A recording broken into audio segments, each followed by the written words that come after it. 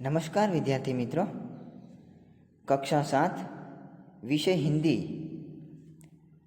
हम भी बने महान इकाई के बारे में भाग नंबर 1 कर्तव्य के बारे में आगे हम चर्चा कर चुके हैं। आज हम भी बने महान इकाई का दूसरा भाग है नियम सबके लिए एक, जिसकी चर्चा हम यहाँ पर करेंगे।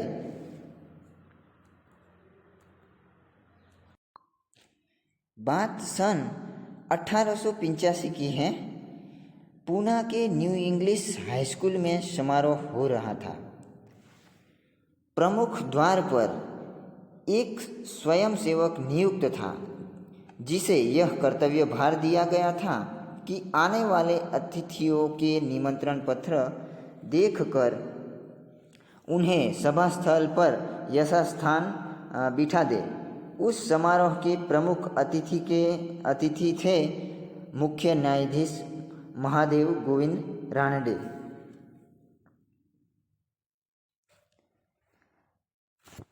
(1885) की यह बात है। यहाँ पर समारोह शब्द आया है, तो समारोह का मतलब होता है उत्सव। स्कूल में उत्सव हो रहा था। कौन सी स्कूल में उत्सव हो रहा था? तो कि पूना के न्यू इंग्लिश हाई स्कूल में प्रमुख यानी कि मुख्य द्वार, यानी द्वार शब्द का मतलब होता है दरवाज़ा। दूसरा शब्द है यहाँ पर स्वयंसेवक। स्वयंसेवक का मतलब होता है सेवा की भावना से काम करने वाला व्यक्ति। नियुक्त था। नियुक्त शब्द का मतलब होता है काम पर लगाया हुआ। कर्तव्य भार यानी कि उचित काम की जिम्मेदारी जिसको दी गई है, इस अर्थ में उचित काम की जिम्मेदारी, इस अर्थ में कर्तव्य भार शब्द का अर्थ होता है। तो प्रमुख द्वार पर एक स्वयंसेवक नियुक्त था। सेवा की भावना से काम करने वाला व्यक्ति वहाँ पर काम में लगा था, जिसे क्या कर्तव्य भार दिया गया था? तो कि उचित काम की जिम्मेदारी। कौन सी जिम्मेदारी? तो कि आने वाले अतिथि यानी कि मेहमान, आने वाले मेहमान को निमंत्रण पत्र देखकर, निमंत्रण पत्र का मतलब होता है न्योता कार्ड, यानी कि जिस प्रकार हमारे यहाँ किसी के शादी होती है, तो शादी में हमें गुजराती भाषा में कहा जाए तो कंकोत्री बोलते हैं, तो कंकोत्री दी जाती है। उसी प्रकार ये उत्सव में भी, समारोह में, उत्सव में न्योता कार्ड दिया जाता है, तो उसे निमंत्रण पत्र कहा जाता है।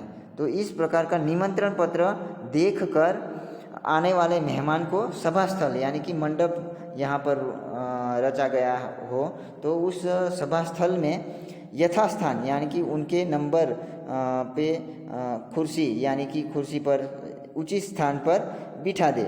ये काम की जिम्मेदारी उस स्वयंसेवक को सौंपी थी। उस समारोह के मुख्य अतिथि थे मुख्य न्यायाधीश महादेव गोविंद रानडे। यानी कि उस उत्सव में मुख्य अतिथि यानी कि मुख्य मेहमान के रूप में कौन थे? तो कि मुख्य न्यायाधीश यानी कि कोर्ट का जो जज होता है, न्याय देने वाला। लोगों के बीच कभी झगड़ा हो जाए तो यहाँ पर पंचायत में नहीं फैसला आता, तो लोग कोर्ट करते हैं, पुलिस केस करते हैं। तो पुलिस केस के बाद कोर्ट में जाना पड़ता है, तो वो कोर्ट में जो न्याय दिलाता है, सच्चे बुरे का जो न्याय दिलाता है, उस जज को न्यायाधीश कहा जाता है। तो ये जज हैं, मुख्य न्यायाधीश हैं, तो वो महादेव गोविंद रानडे ये इस समारोह के मुख्य मेहमान थे। जैसे ही वह विद्यालय के द्वार पर पहुँचे, वैसे ही स्वयंसेवक ने उन्हें अंदर जाने से शालीनतापूर्वक रोक दिया और निमंत्रण पत्र की मांग की। जैसे ही ये मुख्य अतिथि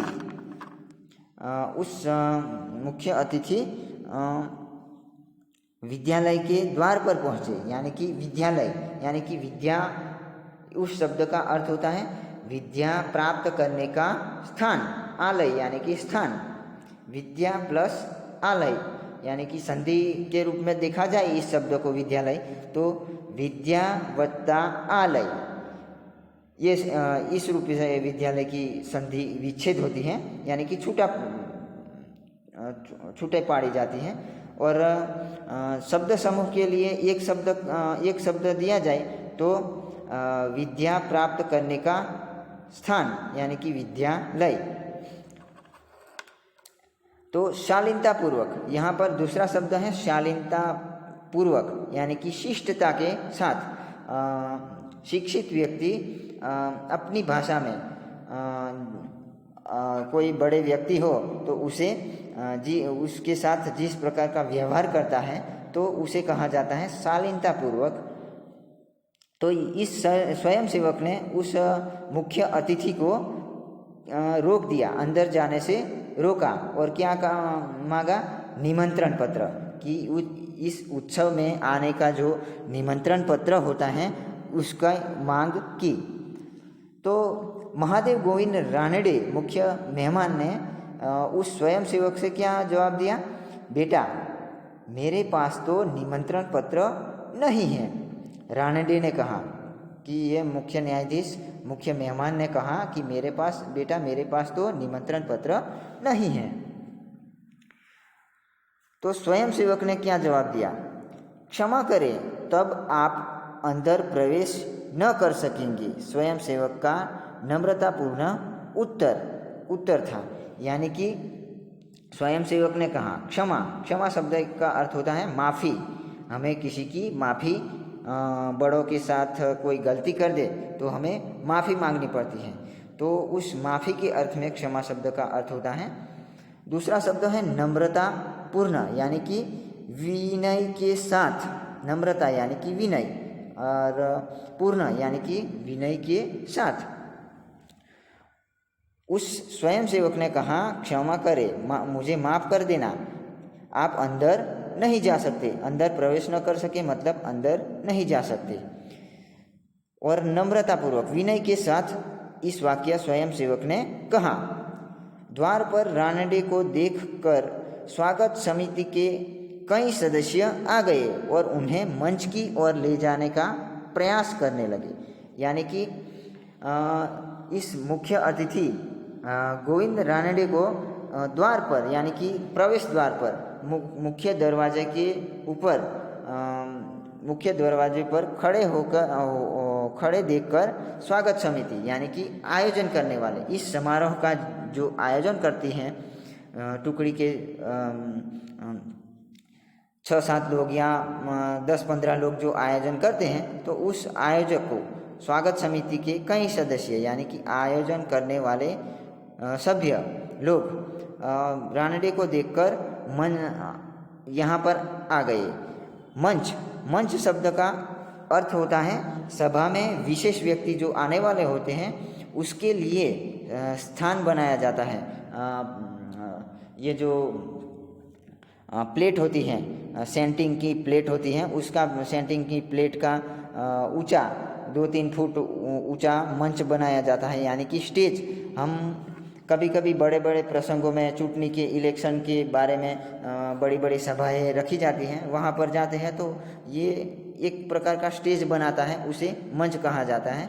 और हमारे गुजरात में बहुत सारे जगह धार्मिक प्रसंग मनाया जाता है, तो वहाँ गरबा का प्रसंग मनाया जाता है, तो उस गरबे में भी गाने वाले कलाकारों को, गरबा गाने वाले कलाकारों के लिए मंच बनाया जाता है, स्टेज बनाया जाता है, उसे मंच कहा जाता है। तो मंच आप यहाँ पर देख सकते हैं कि गरबा का आयोजन होता है, वहाँ पर इलेक्शन में सभा होती है, वहाँ पर आप स्टेज यानी कि मंच को देख सकते हैं। उस अर्थ में इस मंच शब्द का प्रयोग किया गया है।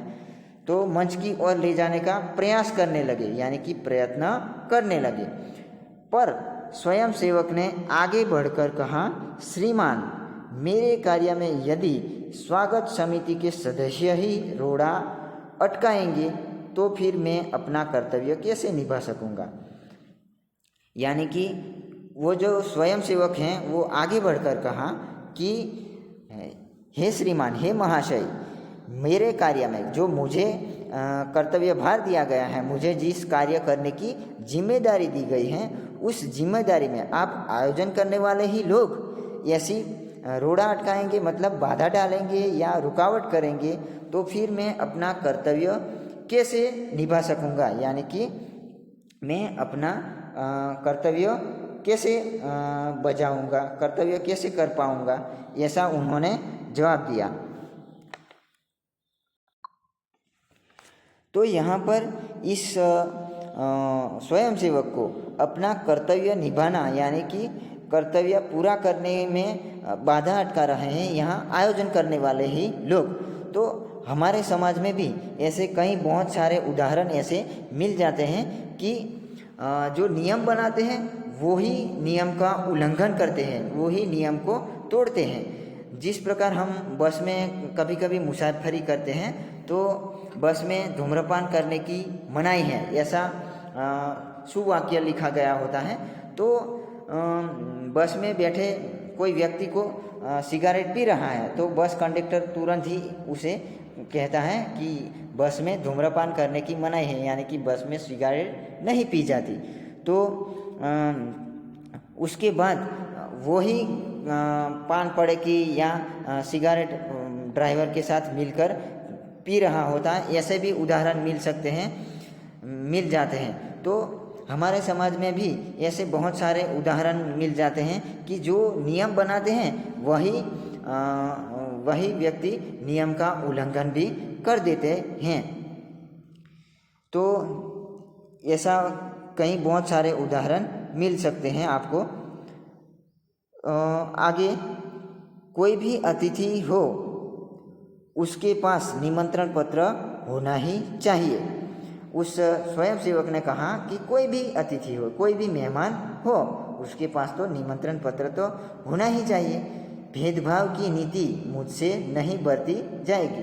उन्होंने कहा कि किसी भी प्रकार के बड़ा मेहमान हो लेकिन उसके पास निमंत्रण पत्र होना चाहिए। भेदभाव की नीति यानी कि नीति शब्द का अर्थ होता है व्यवहार, भेद का अर्थ होता है तफावत, भाव।